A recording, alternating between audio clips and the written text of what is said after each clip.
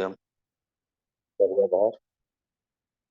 निश्चित ही हम आप सभी ही बड़भागी हैं जो ऐसे महापुरुष साक्षात ब्रह्म परम पूज्य श्री सद्गुरुदेव महात्मा मंगल राम जी महाराज का हमारे बुजुर्गों को सानिध्य मिला।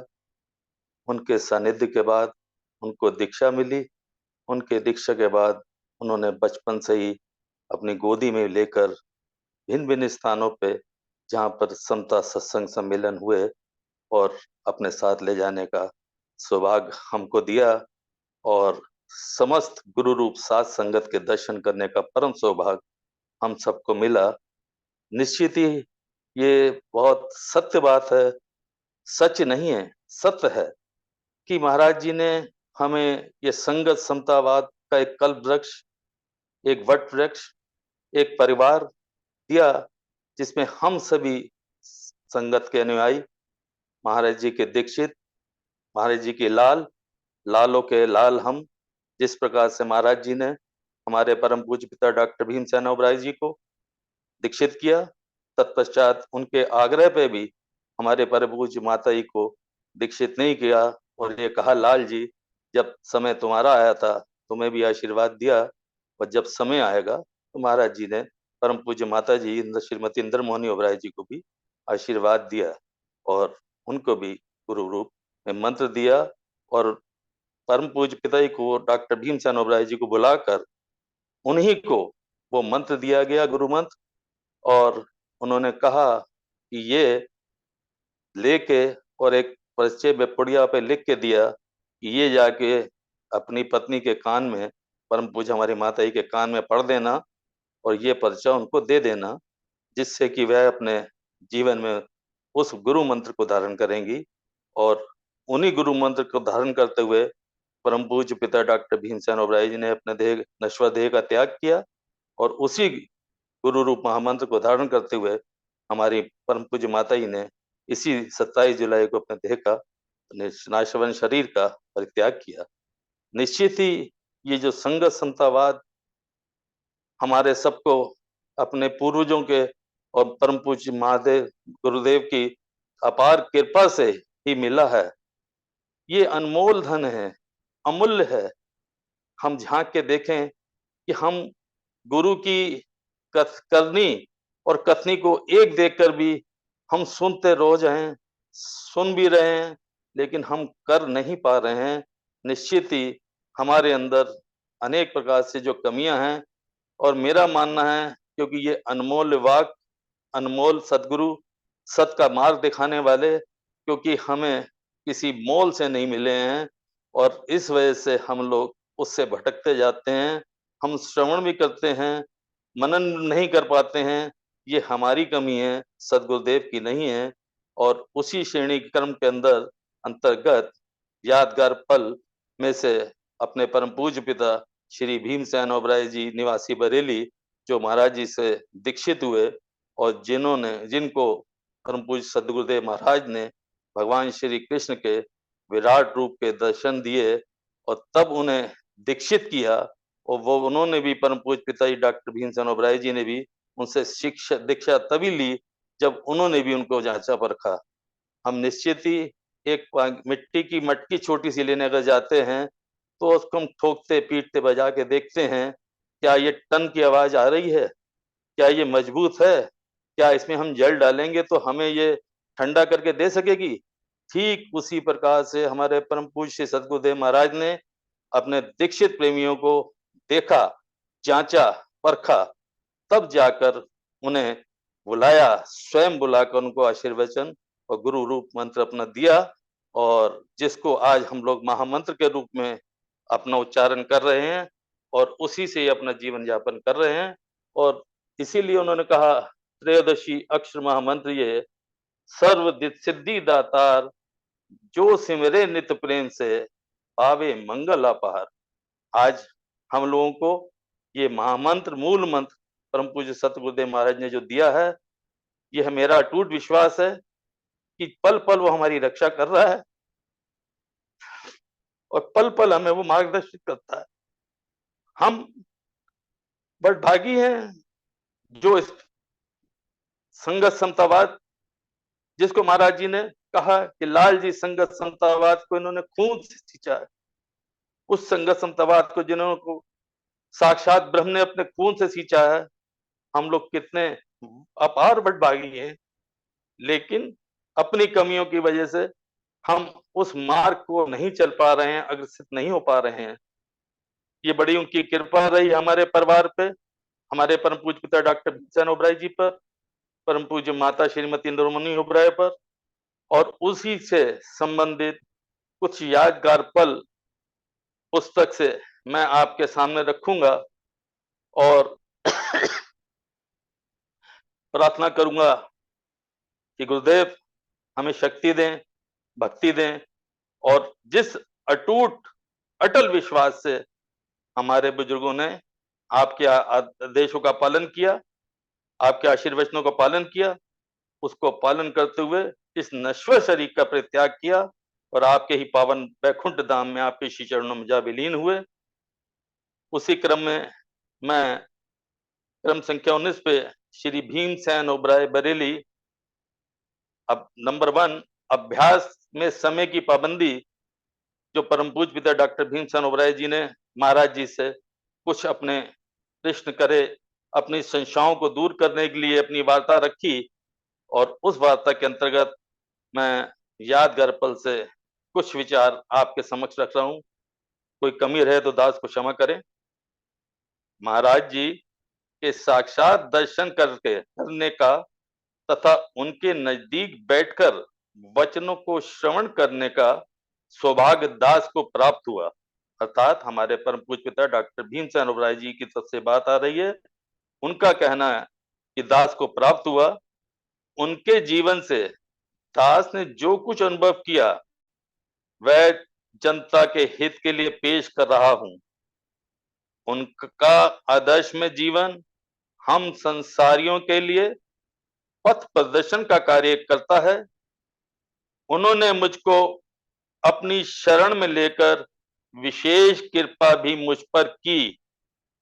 कितने परम सौभाग्यशाली हैं कि हम ऐसे माता पिता मिले जिन पे परम पूज्य सदगुरुदेव की अपार कृपा रही, और इसी प्रकार से समस्त साध संगत पे उनकी कृपा नित्य प्रतिदिन एक एक पल क्षण क्षण अटूट बरत रही है, और उसका हम लोग सब अनुभव कर रहे हैं, जिसके संबंध में मैं यहाँ वर्णन नहीं कर रहा हूं।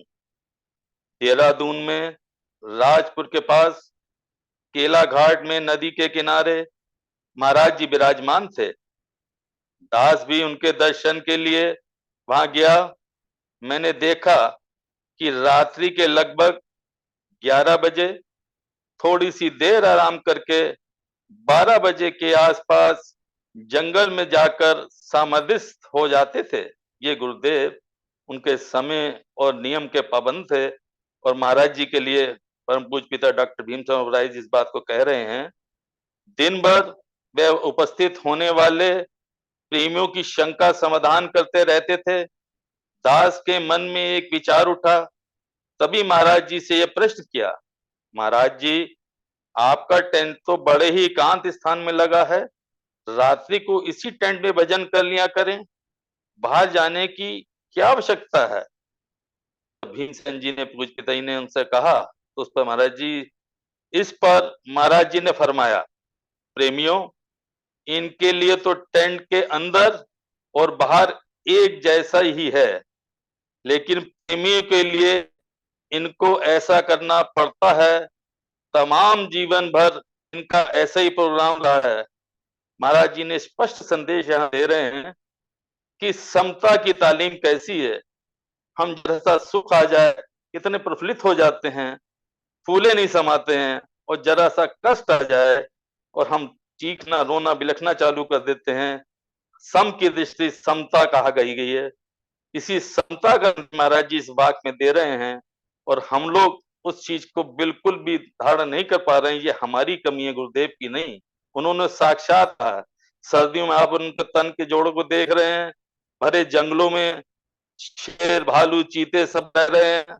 महाराज जी कहीं भी किसी से नहीं डर रहे हैं। हमारे घर में जरा सी एक चूहिया की टन की आवाज आ जाए, कहीं छिपकली दिख जाए तो हम लोग घबरा जाते हैं, और साक्षात अपने बैठ के एकांत में और आंखें बंद करके अंतर और बाहर एक ही तरीके से सबको दर्शा रहे हैं, ये संदेश दे रहे हैं महाराज जी। उसको हमें पालन करना चाहिए। धन्य है ऐसे सत्पुरुष जिनका आदर्श जीवन संसार के हित के लिए होता है और उनके वास्ते वे अपनी सुख सुविधाओं का त्याग कर देते हैं। कितने वडभागी हैं कि महाराज जी को, साक्षात ब्रह्म को, देवलोक की जो वाणी प्रकट हुई, जो विचार प्रकट हुए, वो आज हमें कितनी सरल भाषा में हम आप सबको मिले हैं। निश्चित ही संगत समतावाद वडभागी है और बहुत ही प्रेम से इस जीवन को व्यतीत करने का महाराज जी संदेश दे रहे हैं। गुरुदेव के जीवन में समय की पाबंदी भी बड़ी जबरदस्त देखी। वह पराया इसका वर्णन अपने प्रवचनों में क्या करते थे। उनका कहना था सांसारिक कार्यों और पारमार्थिक कार्यों में समय की पाबंदी परम आवश्यक है। जो प्राणी समय का पाबंद नहीं, वह जीवन में उन्नति नहीं कर सकता। महाराज जी ने समय की पाबंदी को बहुत जरूरी बताया है और वो इसलिए कि हम लोग सोचते हैं कि अरे अभी तो हम ये कर लेंगे, फिर वो कर लेंगे, तब तक हमें कोई और कार्य में, सांसारिक कार्यों विकारों में फंस जाते हैं और वो समय निकल जाता है। तो समय की पाबंदी महाराज जी संदेश दे रहे हैं कि लाजमी है और इस पे महाराज जी ने परम पूज्य पिताजी का एक संदेह भी दूर किया। दास के जीवन में, दास का, हमारे परम पूज्य पिता डॉक्टर भीमसेन जी उबराय, दास के जीवन में समय की पाबंदी की कमी थी। इसी संदर्भ में दास ने महाराज जी से प्रश्न किया, महाराज जी, समय की पाबंदी के बारे में कभी कभी उलझन पैदा होती है कि मैं जब अभ्यास में बैठता हूं तो रोगी आ जाता है। दास को सूचना मिल है कि रोगी अधिक तकलीफ में है और इसको देख लीजिए। इस विषय में आपकी क्या राय है? अभ्यास को छोड़कर रोगी को देखना चाहिए, यह तो सेवा है। तो महाराज जी ने फरमाया, श्री महाराज जी ने फरमाया, नहीं, अभ्यास छोड़कर समय से भी नहीं उठना। देखिए, निश्चित है कि वैसे तो हम सिमरन पे करने का कोशिश नहीं करते हैं और जब करते हैं तो मन में जो भिन्न भिन्न प्रकार के विकार उठते हैं या आलस निद्रा आती है तो हम उस तरफ दौड़ जाते हैं और उस समय को कहते हैं फिर रुक के कर लेंगे। लेकिन महाराज जी की चेतावनी और साक्षात आदेश निर्देश देखिए। श्री महाराज जी ने फरमाया, प्रेमी, अभ्यास छोड़कर समय से पहले कभी नहीं उठना। तुझे भी तो बड़ा भारी रोग लगा हुआ है और उससे छुटकारे के लिए तू यत्न कर रहा है। जब तूने प्रभु को कर्ता माना है तो तुझे चिंता किस बात की है? सबका दुख दूर करने वाला मालिक है। लेकिन अगर उस मरीज ने कुछ देर दुख उठाना है तो वह दुख समय पर ही जाएगा, चाहे तू कितनी भी कोशिश क्यों ना कर ले। महाराज जी निर्देश दे रहे हैं कि तेरे अंदर कौन सी पावर है। जब तक वो मालिक, परम पिता परमात्मा परमेश्वर अगर तुझ पे कृपा तेरे माध्यम से उनके ऊपर कृपा नहीं कर पाएगा तो तू कैसे ठीक कर लेगा, क्योंकि तू खुद रोगी है। और संतों की वाणी है और ये कहा जाता है, करते हो तुम कन्हैया, मेरा नाम हो रहा है और आपकी ही कृपा से सब काम हो रहा है, कि प्रभु की ही कृपा से सब काम है। और ये महाराज जी इस बात को बहुत क्लियर शब्दों में कह रहे हैं। प्रेमी, याद रख, अगर तेरे पर भारी से भारी विपत्ति भी आ जाए तो भी तूने साधन छोड़कर वक्त से पहले नहीं उठना है। महाराज जी के सख्त आदेश हैं कि साधना के समय में, सिमरन के समय में या सत्संग के समय पे जो जो समय महाराज जी ने दिए हैं, हमारे लिए बार बार वो चेतावनी दे रहे हैं, सचेत कर रहे हैं।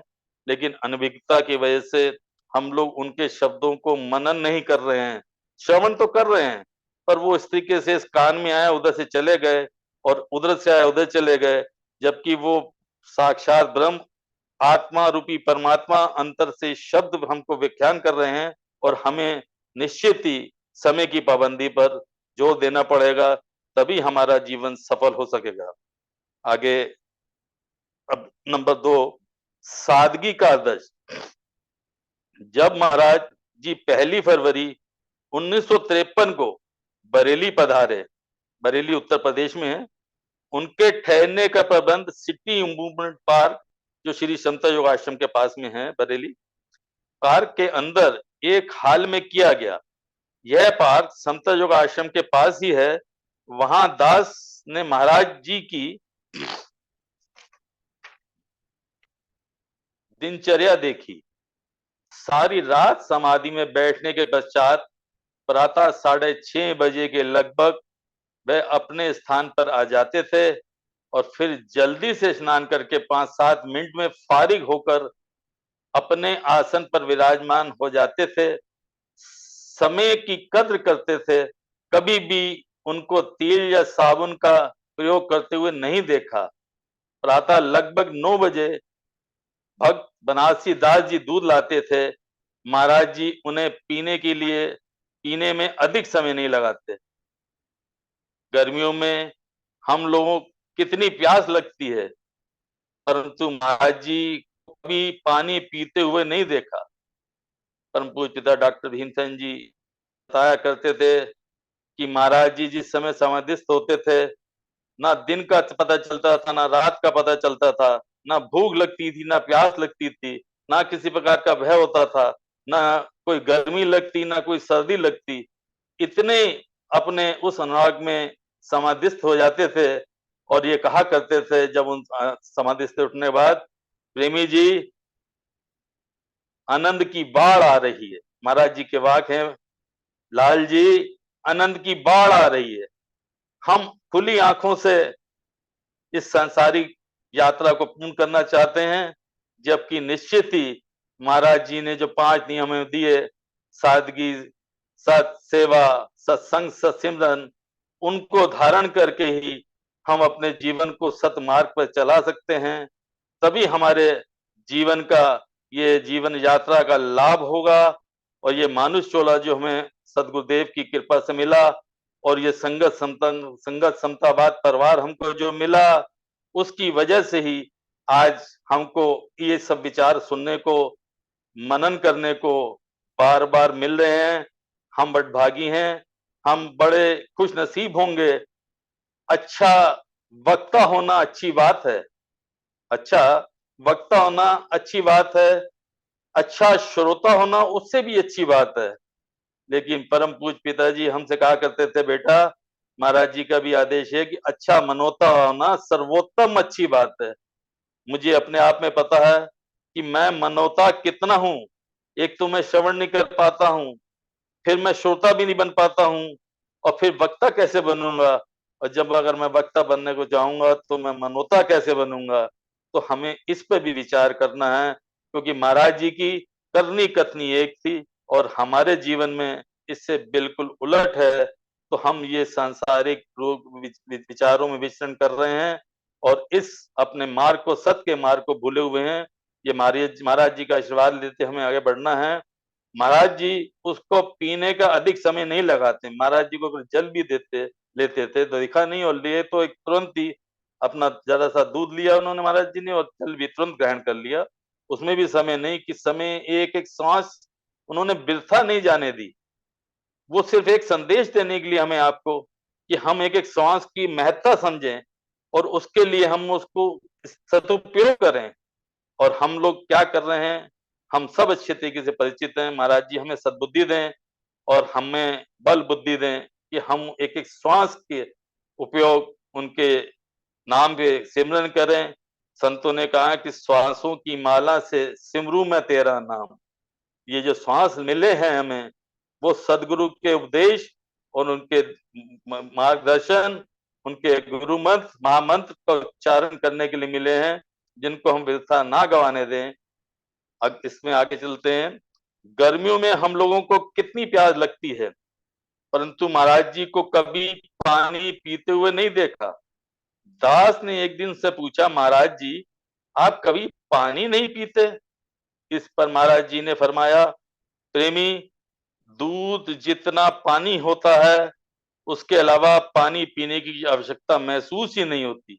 आप देखें कि सदगुरुदेव ने कितनी सरलता से किस प्रकार से अपने जीवन में अपना खाने पीने की शैली रखी। और हम लोग एक व्रत भी रखते हैं, तो उसमें सुबह सोचते हैं कि ये बनवा लेंगे, दोपहर में ये बनवा लेंगे, शाम को ये मंगवा लेंगे, रात को इस तरीके से खा लेंगे। और जबकि महाराज जी साप्ताहिक व्रत के लिए भी दिशा निर्देश दे रहे हैं, आदेश दे रहे हैं, जिससे हमारे शारीरिक जो रूपरेखा है वो ठीक चले, और हम लोग जो महाराज जी के 5 वचन है, नियम है, उसका पालन कर सकें। यहाँ यह बताना आवश्यक है कि महाराज जी 24 घंटे में एक बार केवल आधा किलो ही दूध ग्रहण करते थे। देखिए सतपुरुष जीवन में ही अपने आधा मतलब 24 घंटे में सिर्फ एक बार ही आधा किलो दूध ग्रहण करके अपने जीवन यात्रा को संपूर्ण किया और नश्वर शरीर का परित्याग किया। महाराज जी का लिबास बहुत सादा था। खद्दर की पगड़ी, कुर्ता धोती और एक खद्दर की चादर, गर्मियों में तथा सर्दियों में एक कश्मीरी लोई रखते थे। जब तक यह वस्त्र बिल्कुल फट ना जाए, किसी भी प्रेमी को सेवा स्वीकार नहीं की जाती थी। जब तक टाकों से काम चल जाता, तब तक उन्हीं वस्त्र का उपयोग करते थे। 15 दिन से पहले वस्त्र नहीं बदलते थे। साल भर के लिए 2 जोड़े काफी होते थे। जूता सादा पहनते थे, जो कि पंजाब में बुजुर्ग लोग पहनते हैं। दास इस संबंध में एक घटना वर्णन करता है। श्री महाराज जी के जूते का तलवा टूट गया था। भक्त बनारसी दास जी ने दास से कहा कि महाराज जी के जूते का तलवा मोची से ठीक करवा दीजिए। तलवा बहुत ज्यादा घिस चुका था, इसलिए दास ने भगत जी से प्रार्थना की कि अगर आप आज्ञा करें तो महाराज जी के लिए नया जूता ले आऊं। आप देखें कि जूते का तलवा भी घिस जाने पर अगर उनसे भक्त प्रार्थना करते हैं, तो वो सादगी का परिचय दे रहे हैं। और हम लोग जीवन में अपने पहनावे पे नुमाइशी तरीके से अपने खाना पीना से चल रहे हैं, तो हम जीवन में कैसे उद्धार करेंगे। भक्त जी ने फरमाया कि अभी तो इसी को ठीक करवाने की आज्ञा हुई है, इसलिए इसको ठीक करवा दीजिए। साथ ही नया जूता भी ले आना। महाराज जी से प्रार्थना करना, अब अगर स्वीकार कर लें तो बहुत सुंदर बात है। बाजार से टूटी जूती ठीक करवा दी और नया जूता लेकर दास भगत जी के पास पहुंचा। जूता लेने के लिए सिफारिश भगत जी से करवाई। फिर सायकाल दास ने महाराज जी से अर्ज की, महाराज जी कृपया दास की तुच्छ भेंट स्वीकार कर लें। आपका पुराना जूता अब ज्यादा देर नहीं चलेगा। इस पर महाराज जी ने फरमाया, प्रेमी ये अभी 6 महीने और चलेगा। दास ने पुनः प्रार्थना की, महाराज जी जब ये टूट जाए तब ये नए जूते को पहन लीजिएगा। इस पर गुरुदेव ने तुरंत फरमाया, प्रेमी जहां ये मौजूद होंगे, क्या वहां जूता नहीं मिलेगा। महाराज जी ने जूता स्वीकार नहीं किया। देखिए गुरुदेव ने कि भक्त प्रार्थना कर रहा है प्रभु से कि प्रभु ये ग्रहण कर लीजिए, लेकिन वो दुनियावी चीजों को, सांसारिक माया को ग्रहण न करते हुए उसका परित्याग कर रहे हैं कि हम नुमाइशी जीवन जी सकते हैं। उन्होंने सादगी में अपना जीवन व्यतीत करके प्रत्यक्ष आपके सामने संदेश दे रहे हैं महाराज जी कि वो नया जूता उन्होंने स्वीकार नहीं किया। महाराज जी का आदर्श जीवन हम संसारियों के प्रभावित किए बिना नहीं रह सकता। जो कुछ वह कहते थे वह बातें उनके जीवन पर घटित होती थी। भूख प्यास और नींद उनकी पूर्ण विजय थी। ऐसे महान सत्पुरुष उनके विशेष कृपा का पात्र होना यह बड़े सौभाग्य की बात है। ये जितने यादगार पल में जो विचरण बातें हुई, और आपने देखा कि महाराज जी ने जो जीवन जिस उद्देश्य के लिए मानव चोला हमको मिला है, ये देह हम वादा करके जब जमीन पे आए हैं, धरती पे जन्म लिया है, तब हमने ये चीजें महाराज जी ने संदेश दिया। इसी क्रम में महाराज जी बरेली में चंद दिन निवास के लिए हैं तो मैं वो उसका भी संस्मरण का आपका सामने रखूंगा। बरेली से हकीम भीमसेन जी ओबराय चरणों में प्रार्थना कर रहे थे कि श्री महाराज जी चंद दिन बरेली तशरीफ लाकर अमृत वर्षा से उन्हें भी कृतार्थ करें। आपने उनकी प्रार्थना को स्वीकार कर लिया। 29 फरवरी 1952 को बरेली का प्रोग्राम बना दिया। आपने 28 फरवरी तक हल्द्वानी में निवास किया। हकीम भीमसेन ओबराय जी बरेली से 28 फरवरी को चरणों में हाजिर हो गए और गाड़ी में सवार करवाकर बरेली ले गए। हकीम भीमसेन ओबराय जी ने श्री महाराज जी के निवास के लिए मॉल टाउन में मंदिर के पास एक अलहदा कमरे का प्रबंध करके ठहरने का इंतजाम किया हुआ था। वहां ले जाकर आपको ठहराया गया। सत्संग का प्रबंध शाम को किया गया, मगर इस जगह श्री महाराज जी ने थोड़े दिन ही निवास किया। प्रेमी जम्मू श्रीनगर से प्रार्थना कर रहे थे कि आप गर्मी के मौसम में उस तरफ व्यतीत करें, इसलिए आपने 9 मार्च 1952 को बरेली में अंबाला जाने का प्रोग्राम बना लिया और बरेली निवासी प्रेमी आपको स्टेशन पर गाड़ी में सवार करवाकर प्रणाम करके वापस गए। 10 मार्च को आप अंबाला पहुंचे। अंबाला निवासी प्रेमी स्टेशन पर आपको लेने के लिए हाजिर थे। इस प्रकार महाराज जी ने अपनी जीवन यात्रा को पूर्ण किया और पल पल पग पग में हमें संदेश दिया कि हम अपने जीवन को, जो अनमोल जीवन हमें मिला है, मानुष चोला मिला है, उसके महाराज जी के वचनों पे अमल करें और अपने जीवन को धन्य करें। कुछ कमी रहेगी दास क्षमा प्रार्थी है। ओम ब्रह्म सत्यम सर्वदा।